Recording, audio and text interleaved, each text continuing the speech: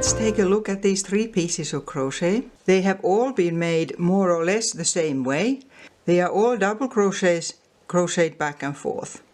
Double crochet using American terms, and it's treble in British crochet terms.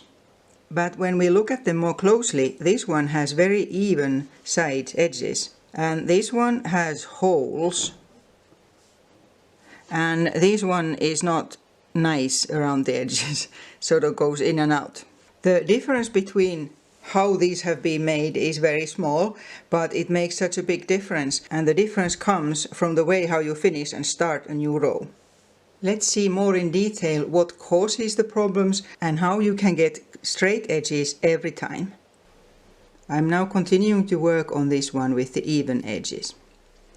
So I'm going towards the end of the row.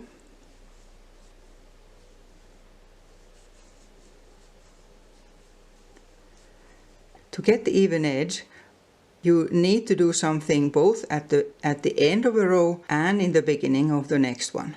You can read about many different tips, but this is the one that I find that works the best. That you always make 2 double crochets into the last stitch on the row and crochet them together, like this. So first you make 1, but you don't finish it. You stop when you have 2 loops on the hook, and then you make another double crochet into that same last stitch. After you have the 3 loops on your hook, you take a yarn over and pull through all of them. By the way, about the hook, check in the video notes. It's a great hook, I like using it. So now I am at the end of it. Very often at the start of the new row, you are told to make 3 chain stitches, chain 3, and turn. So I'm showing how I'm not doing it, just in case somebody jumps into the video right now. And then you wouldn't put the next stitch into that same one, because if you do, and then crochet into both on the next row, you actually end up increasing. So you often see instructions that you don't do anything with this one, but you make it into the next stitch, which obviously leaves a hole. So this here is what it looks like if you are using this technique. So that's not what I'm doing. I'm going back to the end of the previous row. It's something similar to what I just did there. I just chain 2, turn, and make a double crochet into that very first stitch. That sort of is the same one where we already have the chain stitches. Start making a double crochet, and now that you have 2 loops on your hook, you take a yarn over and you crochet those 2 together. So this is the thing that gives you an even edge. Now this here has been using the same idea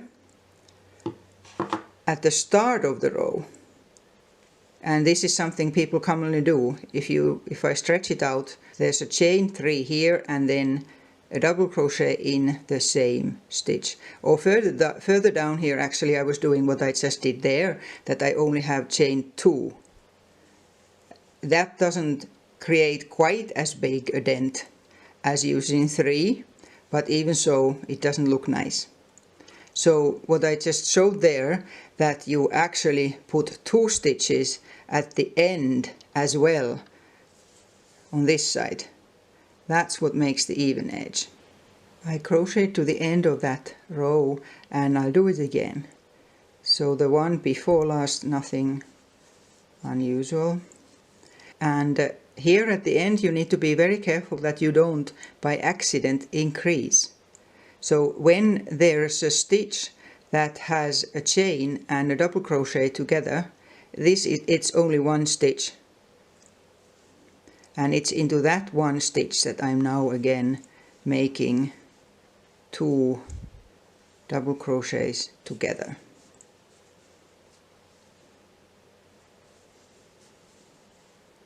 here.